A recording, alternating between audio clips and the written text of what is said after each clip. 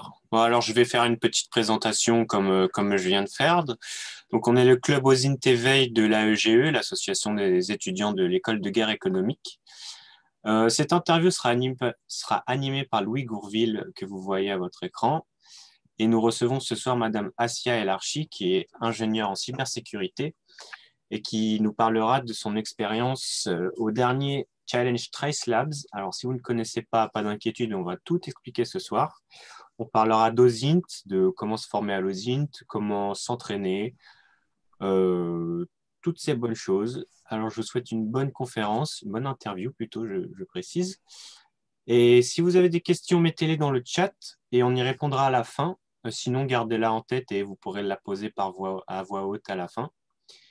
Autre chose, je vous demanderai de laisser vos caméras et vos micros coupés durant l'interview parce que sinon vous apparaîtrez sur le petit bandeau de Zoom en haut et on verra votre tête sur l'enregistrement. Alors si ça ne vous dérange pas, vous pouvez y aller, mais sinon vous êtes prévenus.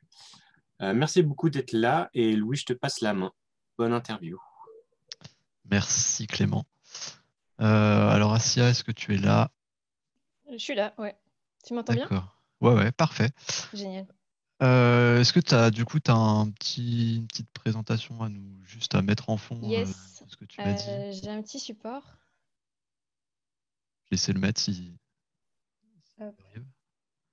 Tu me dis si c'est OK. Parfait. Ok. Donc, eh bien, déjà, bonjour à toi, Assia.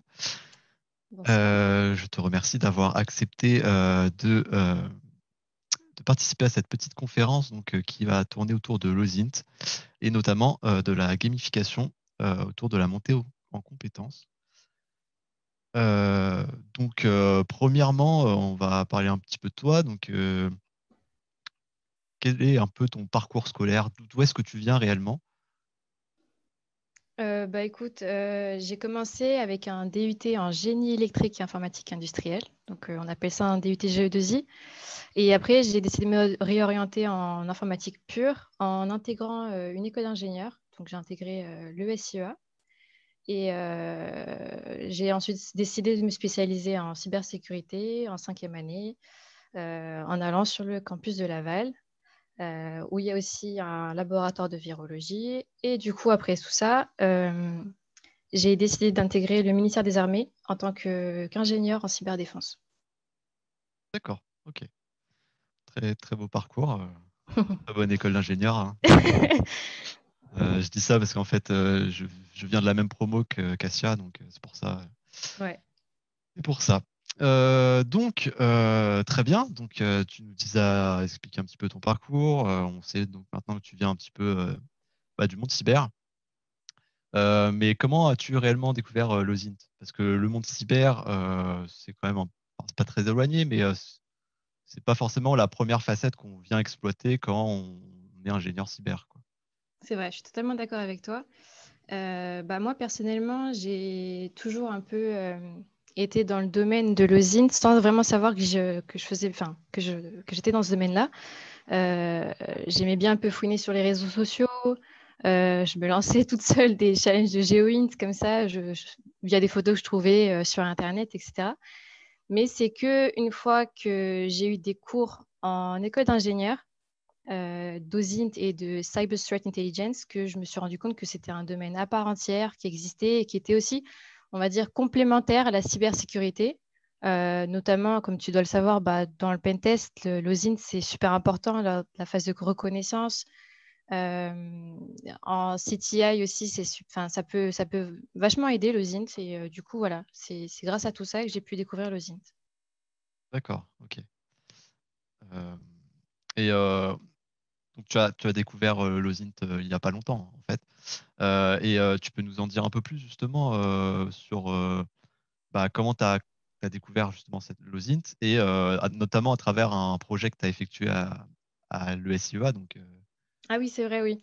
Oui, en dernière et 5e année du coup des camps d'ingénieurs, lors des cours de ZINT, on nous avait donné un projet. J'avais moi un projet qui était axé sur de la recherche d'informations, de la collecte, on va dire, massive d'informations sur une personne physique.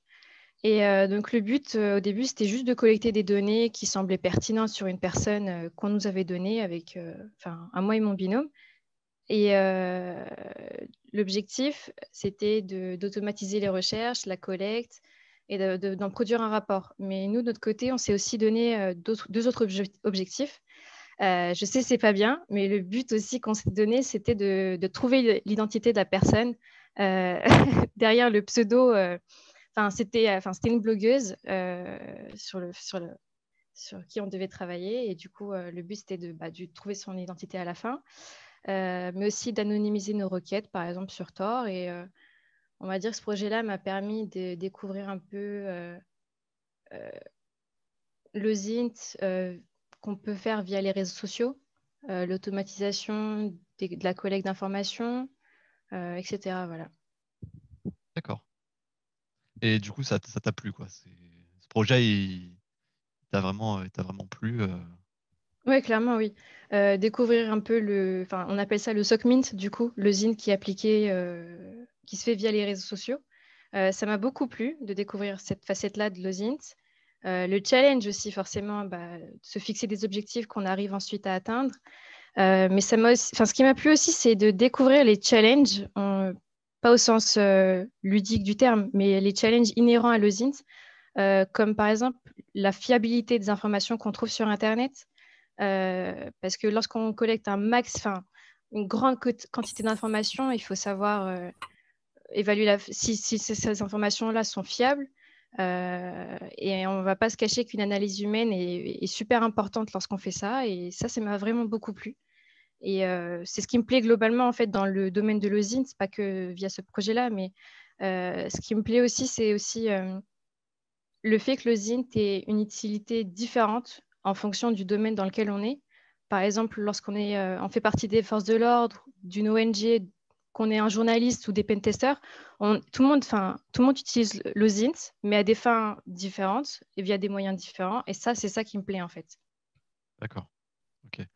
Alors, pour les non-initiés, le pentest, c'est du test d'intrusion, en fait. C'est vraiment qu'on va essayer de tester les défenses, en fait, on va dire, d'une entreprise, d'une application ou autre. Voilà, juste pour expliquer un peu le terme. D'accord, donc, ok.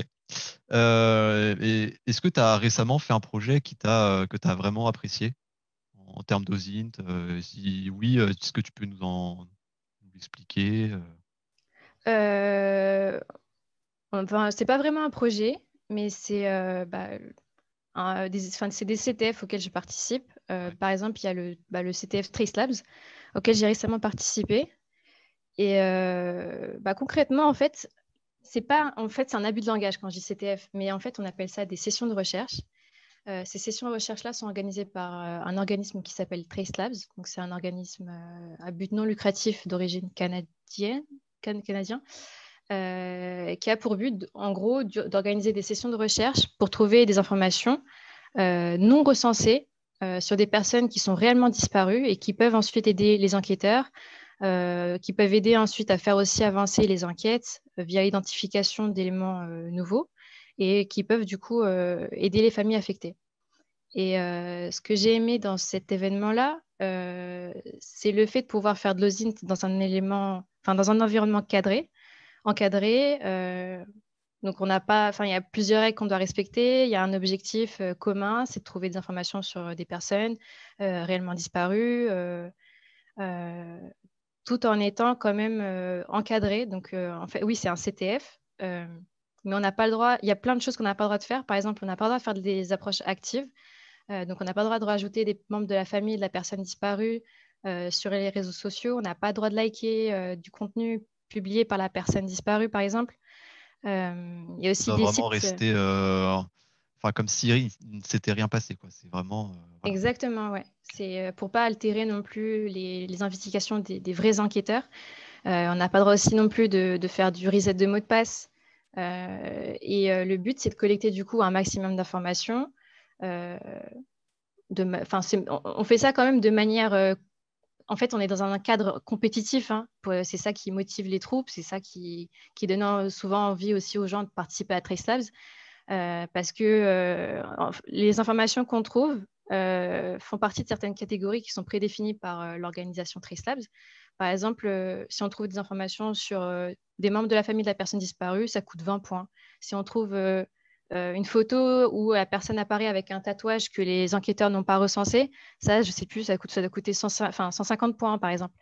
Et au fur et à mesure, plus on trouve des informations pertinentes qui peuvent vraiment aider les enquêteurs, plus on gagne de points. Et par exemple, je crois que le score, les points maximum qu'on peut atteindre, c'est 5000 points si on trouve l'emplacement exact de la personne disparue.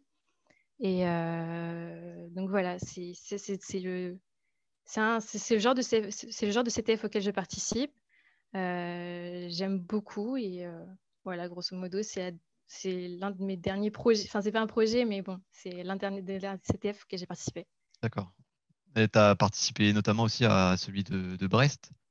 Oui, exactement, oui. Qui Aussi s'appelle également en première. Unlock Your Brain. Ouais, aussi. C'est ça. Et alors ça, c'est plus enfin, c'est plus un. Là, pour le coup, c'est un CTF. Ouais. Donc, tu peux nous en dire un peu plus de comment tu as vécu bah, ce CTF. Est-ce que tu préfères vraiment la partie CTF, donc comme le Unlock Your Brain, ou alors tu préfères le TraceLab en termes de recherche, en termes d'investigation? Honnêtement, je préfère TraceLabs parce que j'ai oublié de préciser quand même que TraceLabs, les CTF, les challenges qu'ils proposent durent longtemps, donc 6 heures. Et je trouve qu'il y a encore plus de challenges parce que c'est dans des langues, enfin, c'est en anglais, c'est des personnes qui ont réellement disparu. Les informations qu'on trouve, si elles sont pertinentes, peuvent réellement aider les personnes qui travaillent dans les forces de l'ordre. Il y a un réel objectif en fait derrière. Mais il y a aussi, bon, j'aime bien aussi les CTF de type Jeopardy, comme ce qu'a fait Diatim, je crois, c'est bien eux, je crois qu'ils ont organisé le CTF Unlock Your Brain, voilà. Du coup, ouais, les deux me plaisent beaucoup, ouais. D'accord. Ok. Et dans ces challenges, dans ces CTF, est-ce que tu utilises beaucoup tes compétences que tu as acquises dans ton école d'ingénieur, par exemple du scripting, de l'automatisation, etc.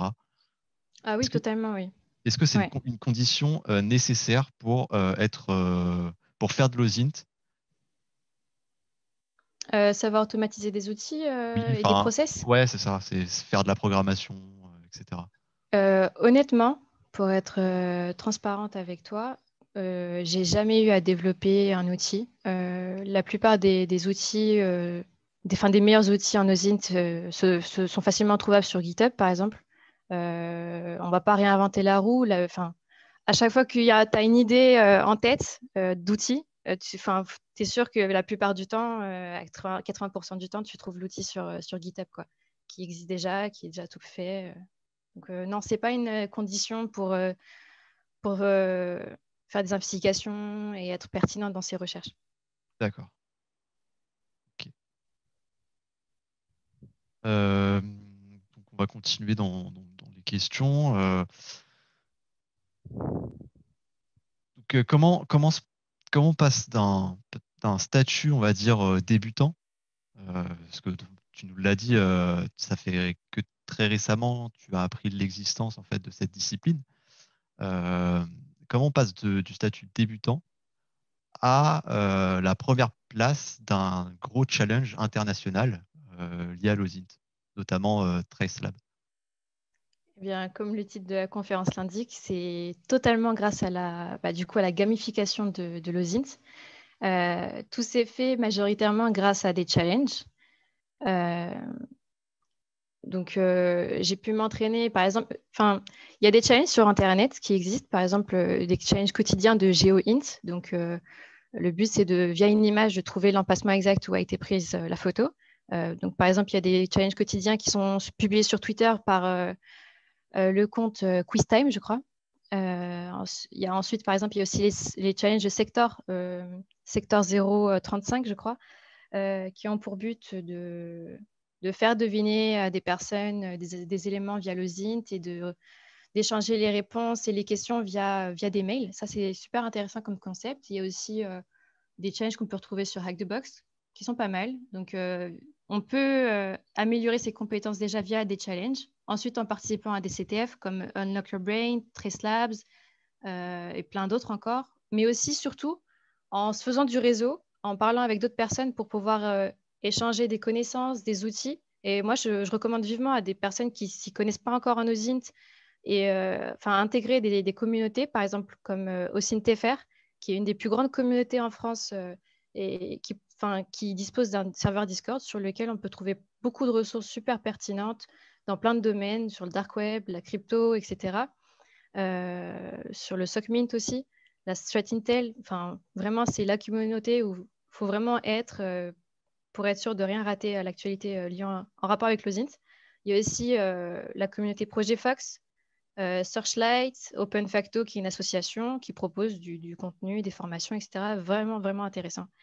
Et pour finir, si on veut encore continuer à peaufiner tout ça, la lecture, en lisant des newsletters, en lisant des livres, et l'actualité, en faisant sa petite veille sur les réseaux sociaux, etc. C'est super important, ouais. D'accord. Ok. Euh, Est-ce que donc pendant les challenges ou autres, tu utilises des outils bien particuliers, tout le temps les mêmes? Est-ce que tu te renouvelles? Quels sont tes outils? Les Euh, must-have, on va dire. euh, Sinon, on en a pour oui, l'éternité. oui. Bah oui, c'est vrai. Il y a beaucoup, beaucoup d'outils en OSINT. Après, ça dépend de ce qu'on cherche déjà. Mais par exemple, si on veut faire de la recherche en partant d'un pseudo, il y a par exemple Maigret, Sherlock. Si on veut faire des recherches en partant d'une adresse mail ou un numéro de téléphone, il existe deux outils qui sont juste fantastiques, qu'on peut retrouver sur le site Epios, qui propose l'accès à plein d'autres outils, par exemple comme l'outil Olé, euh, qui permet de bien pivoter via une adresse email. Ensuite, si on veut faire par exemple de la recherche d'images inversée, il y a Yandex qui est génial, il y a PMize.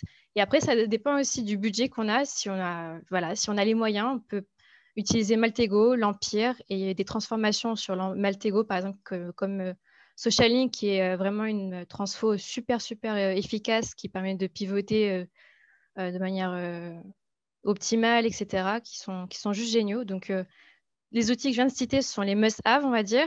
Mais il ne faut pas oublier que l'osine, ce n'est pas basé que sur les outils. Ça dépend aussi beaucoup du mindset de la personne.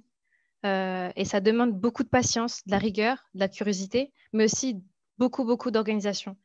C'est pas c'est pas en listant tous les outils, en les ayant sous la main à chaque fois qu'on va pouvoir pivoter de la manière la plus optimale possible.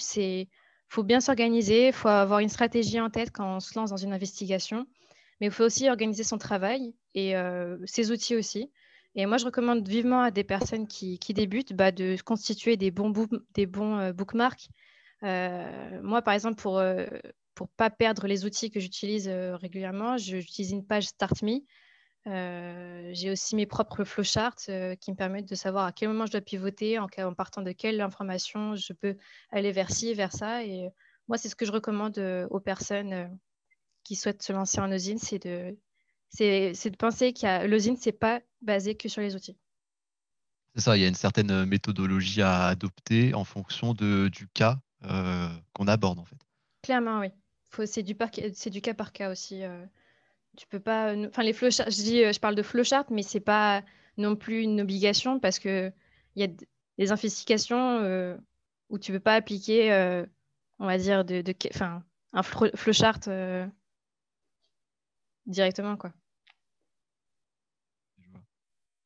Puis généralement, en fait, on peut aussi rebondir sur les informations qu'on récupère. Plus on récupère d'informations, plus ça nous ouvre des portes, en fait. Parce que Exactement, à ouais. travers une information, on peut en récupérer une autre, etc., etc. Ouais. Donc c'est vrai que c'est bien de construire, d'avoir une certaine méthodologie, une approche assez structurée pour ne pas se perdre son temps et se perdre sous la masse d'informations qu'on peut récupérer, pardon. Euh, Donc, tu nous as un peu parlé donc, de tes outils, de tes méthodes, etc. Mais comment tu prépares réellement un CTF ou alors un challenge axé aux int? Eh bien, comme on dit, oublier de se préparer, c'est se préparer à un échec. Donc, la préparation, c'est super important.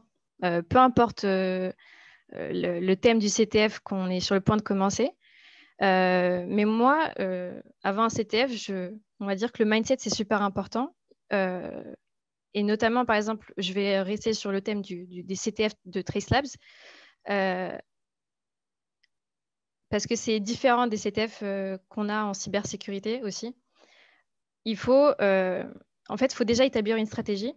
Euh, soit on est là pour avoir un maximum de points et on collecte un maximum d'informations, on n'évalue pas la pertinence de ces informations-là, etc.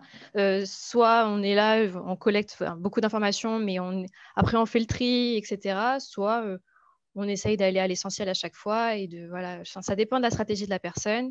Chacun fait ce qu'il veut, mais il y a une chose aussi super importante qu'il faut garder en tête, c'est dans le cas des CTF organisés par Trace Labs, malheureusement, il faut aussi se préparer aux pires éventualités parce que lorsqu'on cherche des informations sur une personne disparue, il faut être prêt à tomber sur des situations, on va dire, inconfortables. Par exemple, ça nous est déjà arrivé avec l'équipe au CNTFR de tomber sur des personnes faisant partie maintenant, malheureusement, de trafic d'êtres humains, des personnes qui sont décédées. Donc, il faut être prêt aux pires éventualités. Donc, déjà, il y a donc voilà, l'aspect psychologique est super important. Mais ensuite, il y a l'aspect technique. Donc, forcément, il faut préparer son ordinateur. Il y a des personnes qui aiment bien travailler sur des VM, donc sur Trails, sur Buscador VM ou sur la VM il y a enfin, Tracelabs ont créé une VM dédiée à l'OSINT avec tous les outils les plus connus dessus.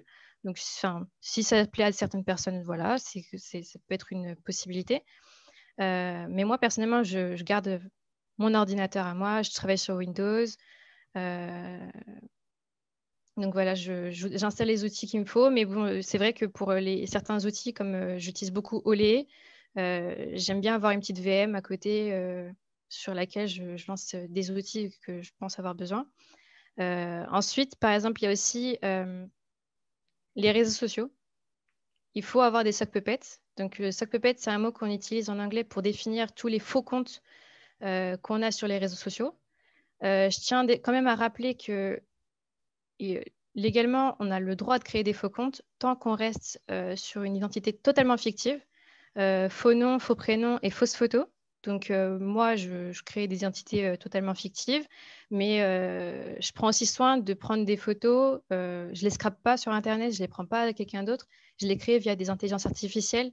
Comme ça, moi, je suis sûre que légalement, je suis OK. Donc la création voilà, de comptes sur les réseaux sociaux est super importante lorsqu'on participe à un CTF de Zint. Comme ça permet, en cas d'erreur, ça arrive. Si on like une photo ou si on s'abonne sans faire exprès à quelqu'un qui fait partie de la famille, au moins c'est segmenté. La segmentation entre ces réseaux sociaux à soi et ceux qu'on utilise lors des investigations, au moins ça c'est fait. Et ensuite, il y a aussi l'équipe avec laquelle on travaille, avec qui on compte travailler pendant plusieurs heures. Faut se préparer aussi, faut créer faut avoir un moyen de communication déjà. Donc, moi, avec OSINTFR, on utilise Discord pour pouvoir communiquer lors du CTF, pour s'échanger les informations qu'on trouve pertinentes et publier dessus toutes les informations avant de pouvoir les soumettre au juge du CTF. Et enfin, lorsqu'on travaille sur des CTF organisés par Tracelabs, malheureusement, il y a aussi les horaires qui posent problème. La plupart du temps, c'est à des horaires américaines. Donc, souvent, on commence à minuit, on finit à 6 heures du matin. Donc, un petit stock de café, c'est pas mal. De Red Bull, de Monster, ça dépend des préférences. Voilà. Pour moi, c'est ça, c'est les étapes les plus importantes pour se préparer un CTF. D'accord. Je vais juste aussi expliquer VM.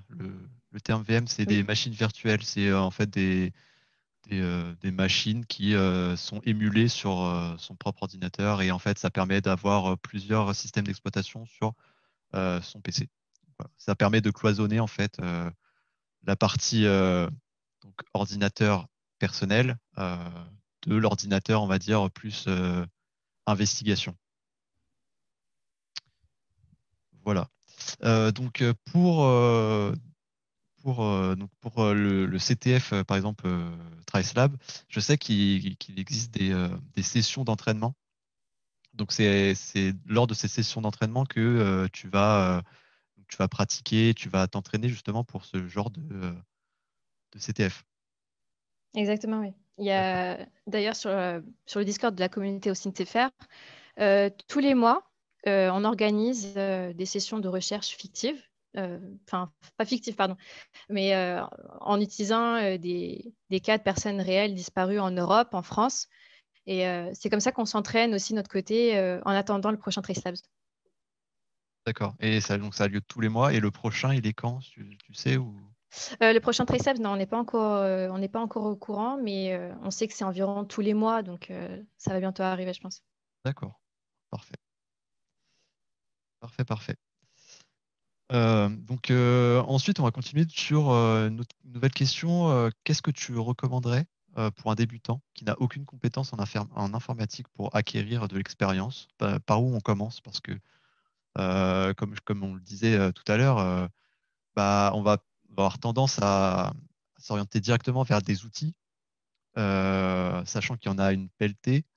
Comment on se cadre? Comment on fait, quoi?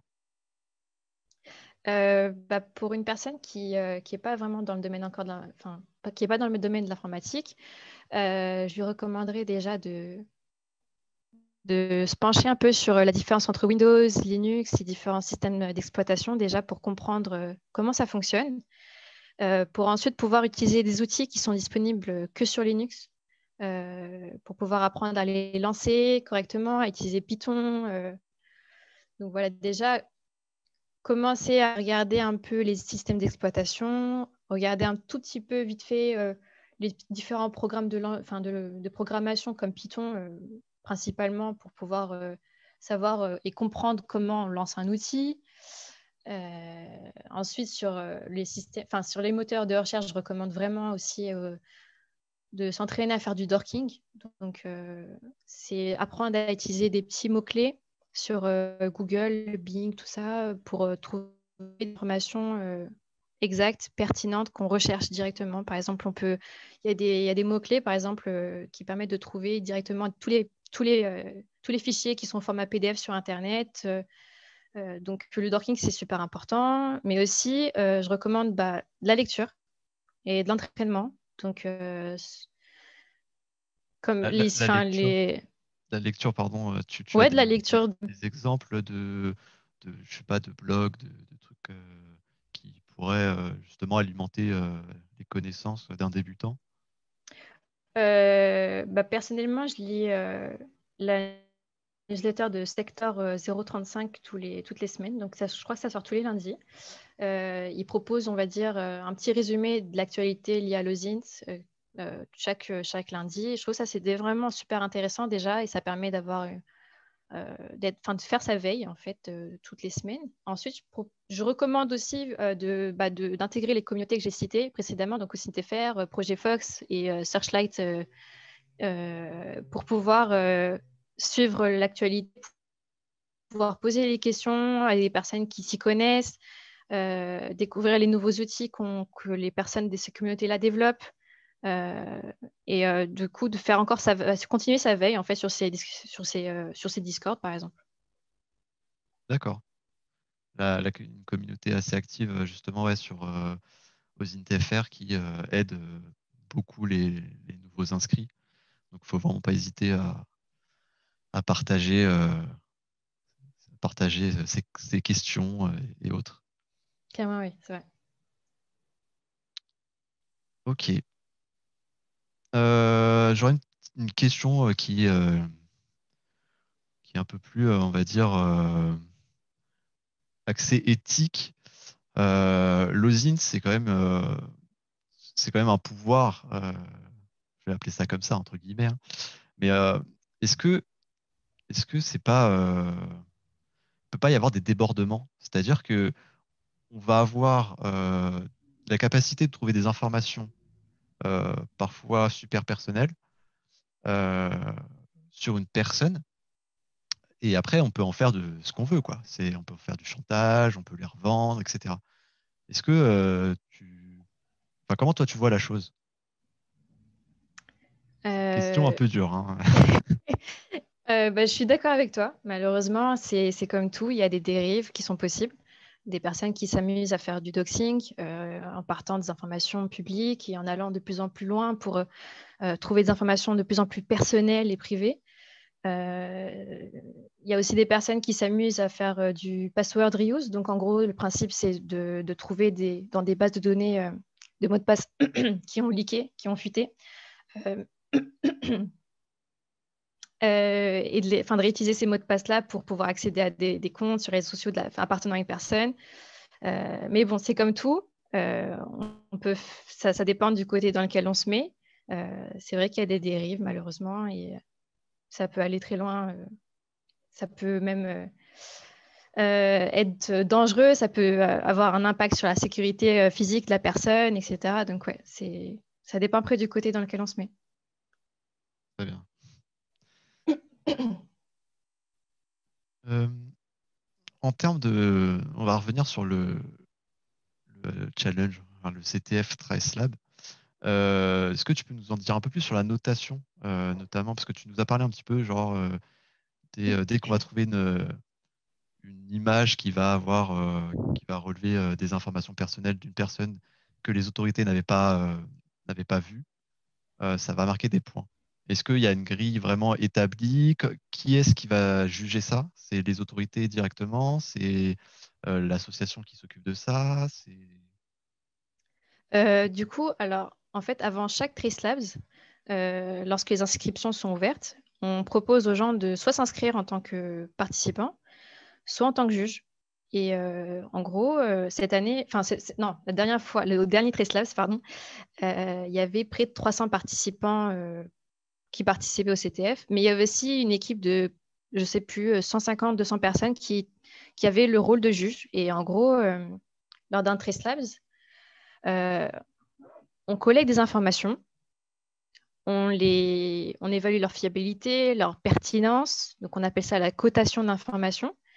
Une fois qu'on fait cette cotation-là, le but c'est de submit, donc d'envoyer l'information aux organisateurs et du coup aux juges, premièrement, de Trace Labs.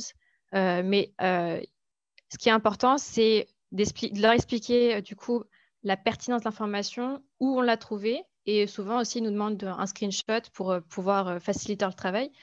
Donc, enfin, c'est vrai que oui, il y a un système de notation qui est préétabli par l'organisation Trace Labs et qui est suivi et qui est respecté par les juges. Oui. Donc, par D'accord. exemple, quand on trouve des informations, on va dire, pas trop pertinentes, par exemple, les amis de la personne, ça coûte, pardon, pas ça coûte, mais ça vaut 10 points. Mais par exemple, si on trouve une des informations sur le dark web relative à la personne portée disparue, bah, je ne sais plus, ça doit coûter, enfin, ça doit valoir 1000 points environ. Donc, ouais, D'accord. il y a une cotation. Il y a une cotation réellement sur la difficulté aussi de trouver l'information, en fait. Exactement, oui, c'est ça.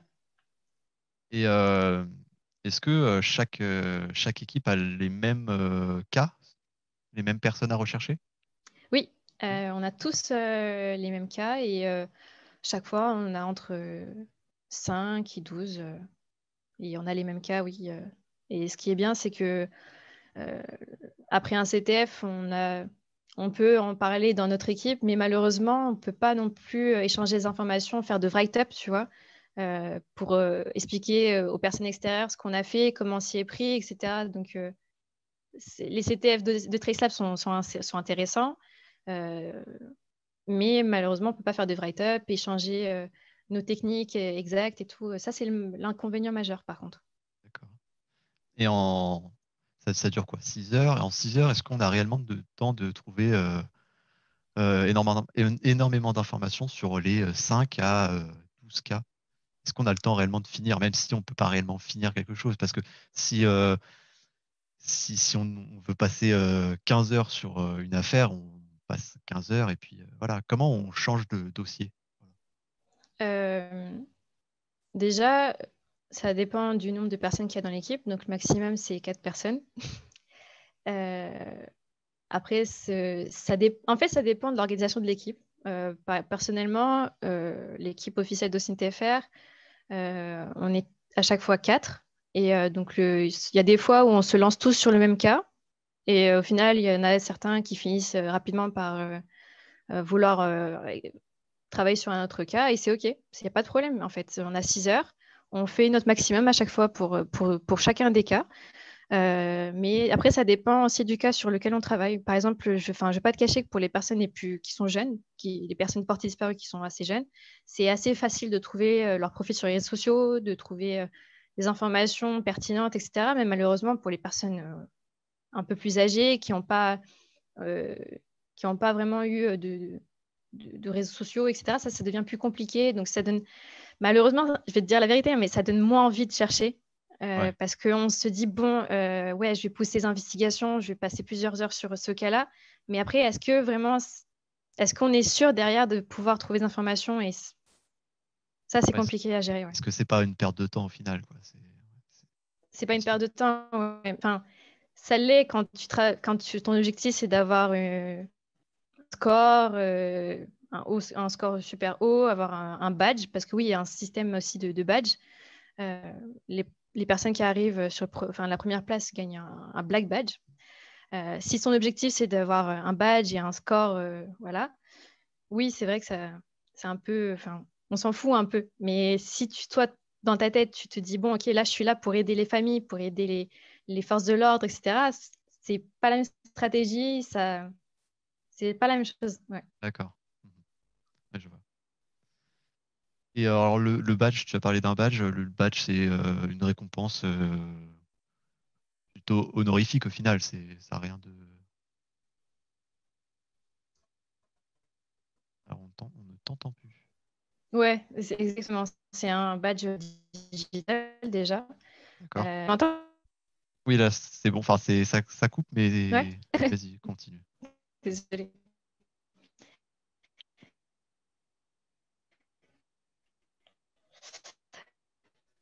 Euh, euh, du coup, oui, hein, le badge, c'est faire aussi euh, un test, enfin, un accès au site Hack the Box et plein d'autres surprises qui sont quoi. D'accord. Donc, des lots, des cadeaux, quoi, en gros, si j'ai compris. Là, on ne t'entend plus du tout. C'est vraiment haché.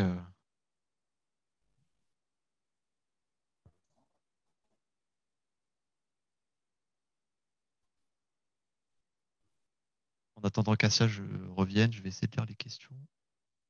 Essayer d'en répondre. Alors, tac. Quel est le nom de l'organisme canadien mentionné? Tracelab. Voilà, ah ouais, c'est bon, vous avez Louis, oui, je chat. pense que ça vient d'Asia parce que moi, je t'entends bien. Je pense Oui, que oui, tu es en je train de pense. nous entendre. Vous m'entendez bien là? Là, c'est bon, c'est revenu. Ok, génial. Désolée. Y a pas de problème. Donc, on parlait du badge, donc ça te permettait d'avoir quelques petites récompenses, notamment à travers le site Hack the Box, etc. C'est bien ça? C'est ça, oui. Ouais. D'accord.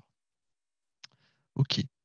En termes d'investigation, alors tu nous as dit que c'était plutôt orienté, donc je parle toujours du Trace Lab, c'était vachement orienté sur la population nord-américaine au final.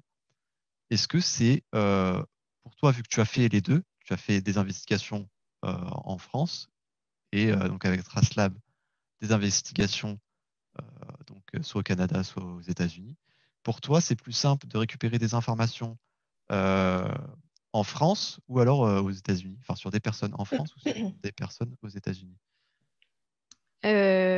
Concrètement, j'ai l'impression que, par exemple, les personnes aux États-Unis sont plus aptes et plus ouvertes à laisser des informations personnelles qui les concernent, on va dire, publiques. Donc, je trouve que c'est plus facile de trouver des informations sur Facebook, par exemple, sur des jeunes aux États-Unis qu'en France, déjà. D'accord. Euh, Ensuite, il y a aussi tout ce qui est base de données, etc., qui sont encore plus accessibles aux États-Unis, qu'on n'a pas vraiment en France. C'est ce qui marque en fait une grosse différence entre les investigations portées sur des personnes disparues aux États-Unis ou en Europe, je trouve. D'accord. Ok. Je regarde les questions dans le chat en même temps, hein.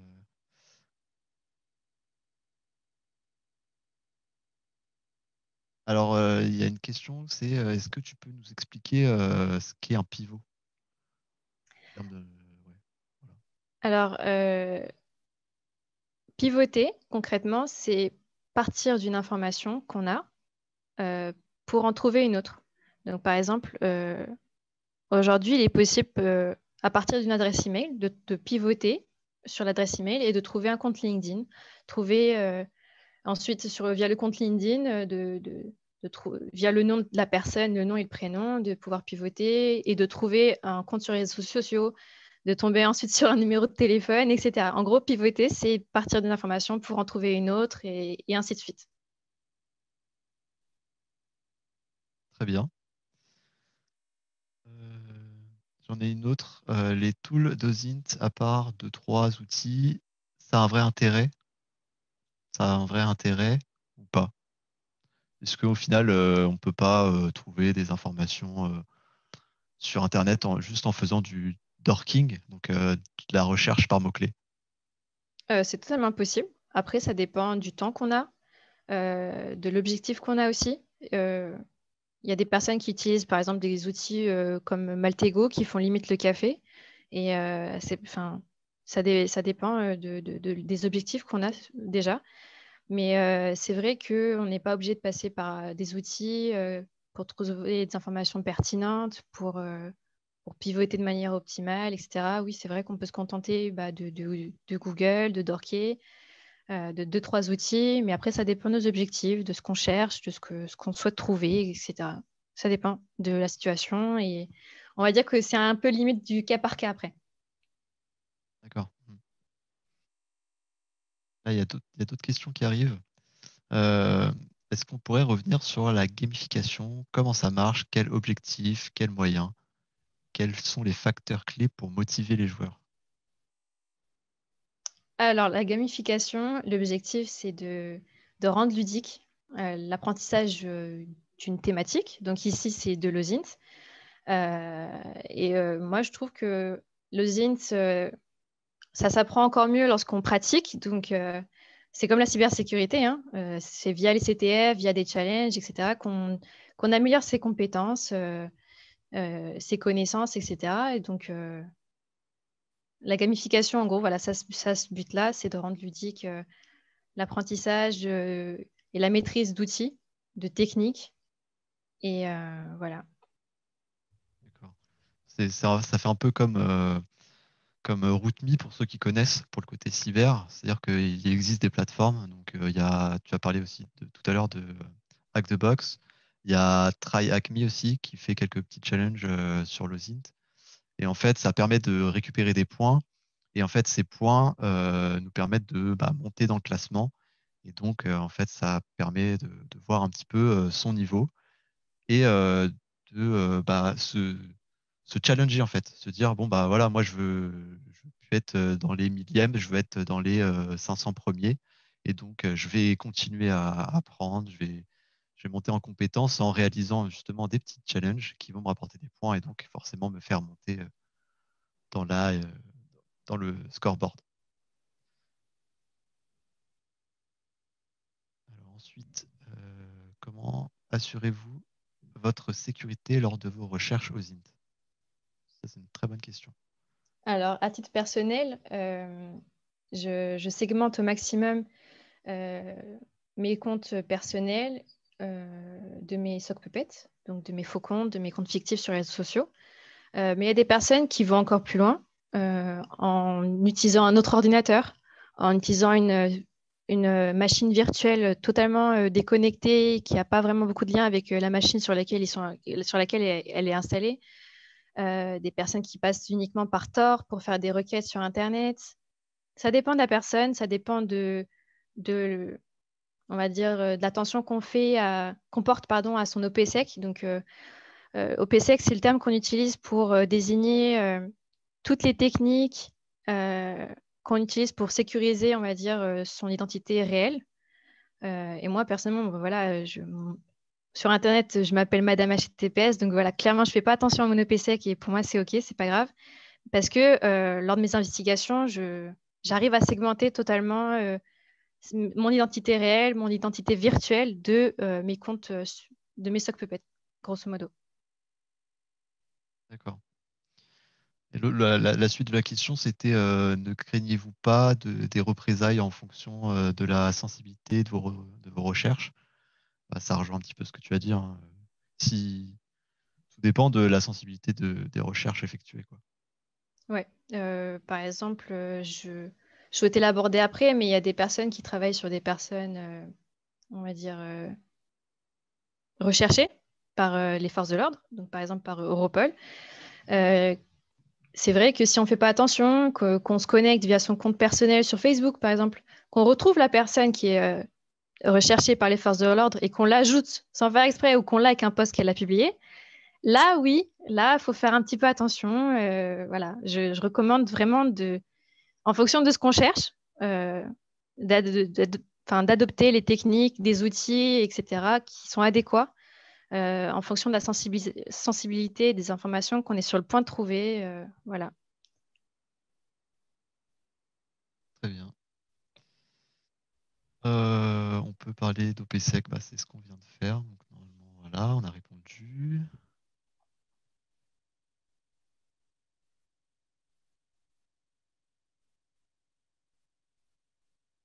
N'hésitez pas à poser vos questions si jamais vous en avez dans le chat. À moins que tu aies d'autres choses à dire, Asia. Bah, écoute, je souhaitais aborder deux derniers petits points. Par exemple, les initiatives qui sont similaires aux sessions de recherche de Tracelabs. Donc, on connaît, nous, enfin, on a un channel réservé sur le Discord de Synthéfer à l'initiative qui s'appelle Stop Child Abuse, donc qui s'appelle aussi Trace an Object, et qui a pour but d'aider les forces de l'ordre à trouver des objets qui apparaissent malheureusement sur des images à caractère pédocriminel. Et du coup, bah, l'objectif, c'est via le ZINT ou de trouver des informations en faisant par exemple du reverse image, enfin grosso modo, en fait, de trouver des informations pour aider les forces de l'ordre à pouvoir tracer des objets un peu partout dans le monde. Mais aussi, on a l'initiative qui s'appelle aussi Europe Most Wanted Fugitive, qui est, qui est à l'initiative d'Europol, du coup, et qui a pour but de trouver, grâce à l'usine, des informations sur des personnes en cavale qui sont recherchées par Europol. Voilà, donc c'est des initiatives sur lesquelles on travaille, sur OSINT-FR, auxquelles on accorde du temps et enfin, beaucoup de motivation, etc. Et qui permettent aussi de nous entraîner et d'améliorer nos compétences en OSINT. D'accord.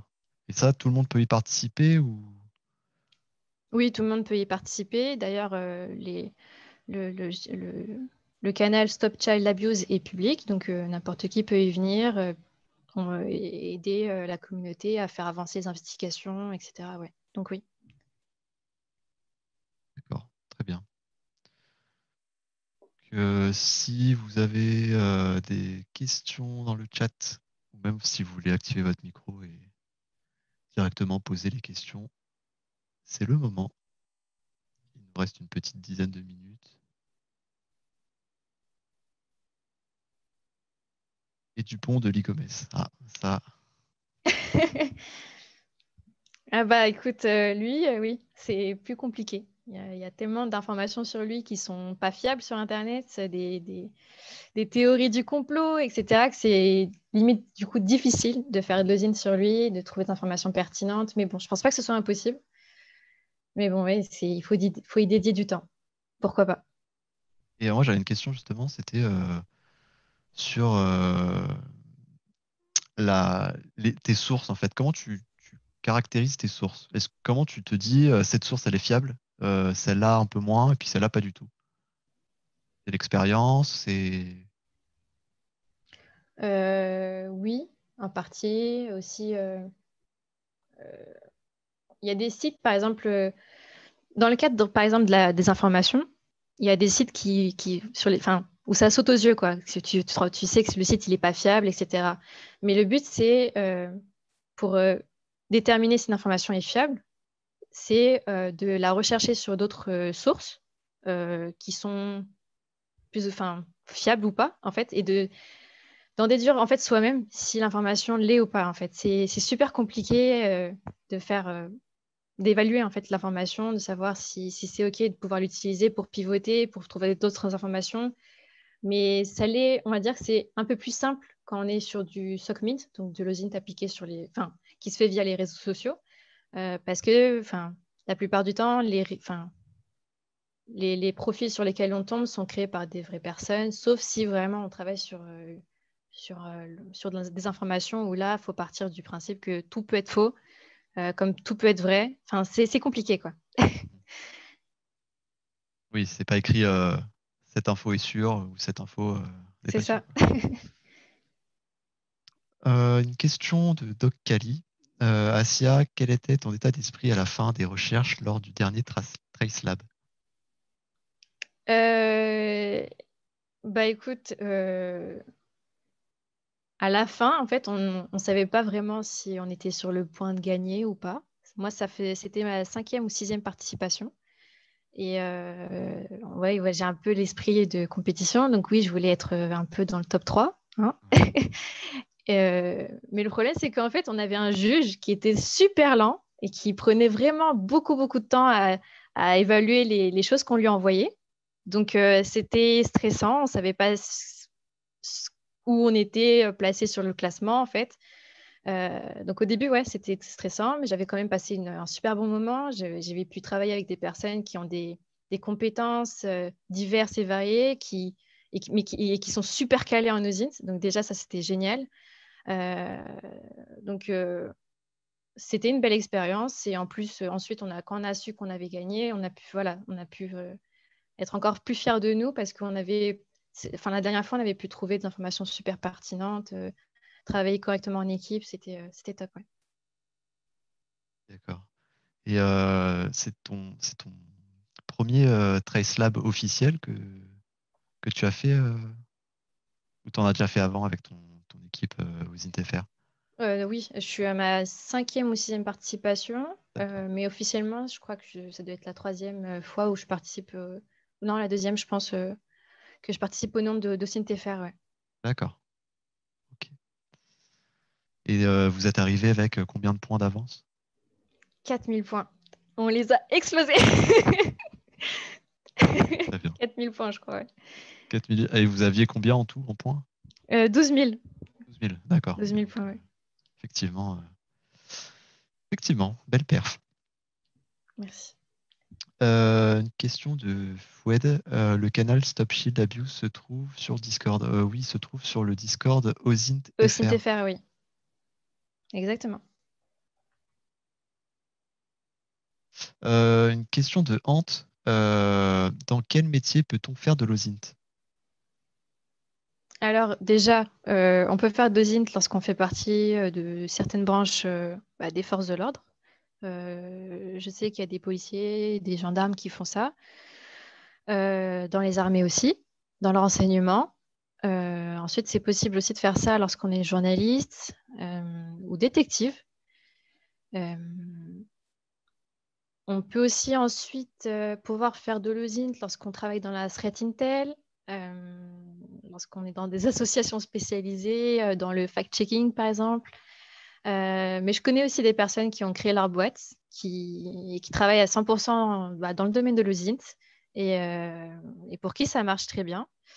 Euh, et du coup, ce genre de boîte, ils ont tendance à aider des personnes comme des détectives privés, des avocats, des particuliers, etc., via leur expertise en OSINT, quoi. Donc oui, c'est possible de faire d'OSINT en France Et on a beaucoup de possibilités, beaucoup d'opportunités petit à petit qui se créent. Et ça, c'est génial. D'accord.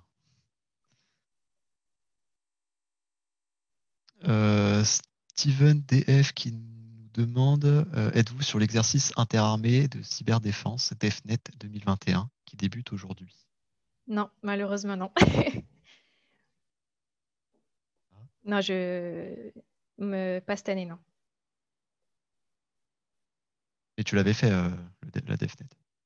L'année dernière, non, j'étais encore étudiante. Non, j'ai pas eu l'opportunité de le faire, mais je sais que certaines personnes de mon école ont pu y participer et être encadrées par des personnes du ministère des Armées, je crois, l'année dernière. Mais malheureusement, j'ai jamais pu y participer. Moi, je l'avais fait en 2018. 2019. Voilà. Petite info que je lâche comme ça. Euh, Clément, qui est coordinateur du club OSINT Éveil, nous informe que le club OSINT Éveil donc de l'AEGE sortira bientôt une cartographie des métiers de la recherche d'information. Donc tout ce qui tourne autour de l'OSINT et aussi de la veille, ça sera disponible sur l'AEGE, donc aege.fr, voilà, le site de l'AEGE. Est-ce que vous avez d'autres questions? Alors, vous est-il déjà arrivé de vous tromper sur quelqu'un après une investigation? Si oui, comment vous vous en êtes rendu compte? C'est vrai, c'est possible de partir sur une piste et après plusieurs heures, plusieurs jours à investiguer, de se rendre compte que voilà, l'information à la base n'était pas fiable et qu'on s'est trompé.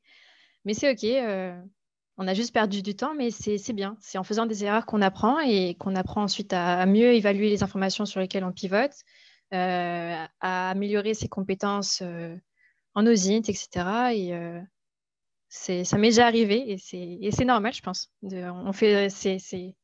C'est une phase par laquelle on doit tous passer, j'imagine, dans n'importe quel domaine. C'est en se trompant qu'on apprend. Ça, puis, comme on le disait tout à l'heure, vu que l'information n'est jamais certifiée sûre à 100%, c'est vrai que ça peut forcément créer soit un biais de l'investigateur, donc, qui va, par son expérience, plutôt se diriger vers une solution de facilité, hein, qui va lui dire ah bah tiens il a fait ça parce que ça ou autre. Et ça, faut vraiment se déconnecter justement des différents biais qu'on peut avoir. Et ça, malheureusement, ça arrive qu'avec l'expérience. Donc oui, dans les investigations, on peut se tromper, ça arrive.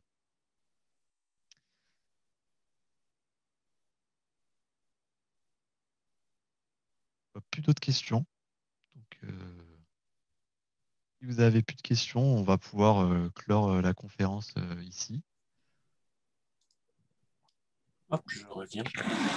Alors, merci Assia d'être venue nous présenter ton expérience du Trace Labs. Vous pourrez retrouver la rediffusion de cette conférence, de cette interview, pardon, sur notre chaîne YouTube TV AEGE.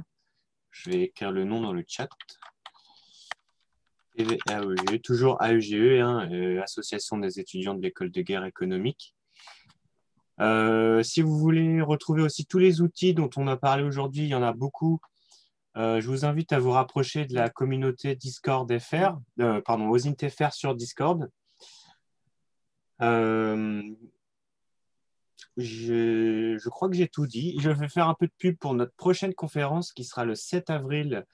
On parlera du dark web. Alors, ça rebondira un peu sur ce dont on a parlé aujourd'hui parce qu'on n'a pas fait beaucoup de conférences sur le dark web, encore aucune d'ailleurs cette année.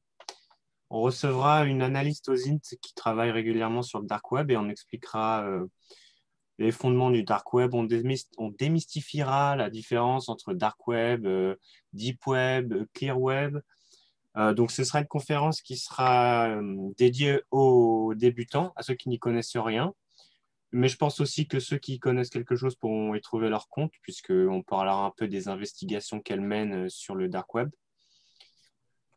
Voilà, vous retrouverez l'événement bientôt sur aege.fr. On va commencer la communication cette semaine, donc vous pourrez vous inscrire très bientôt.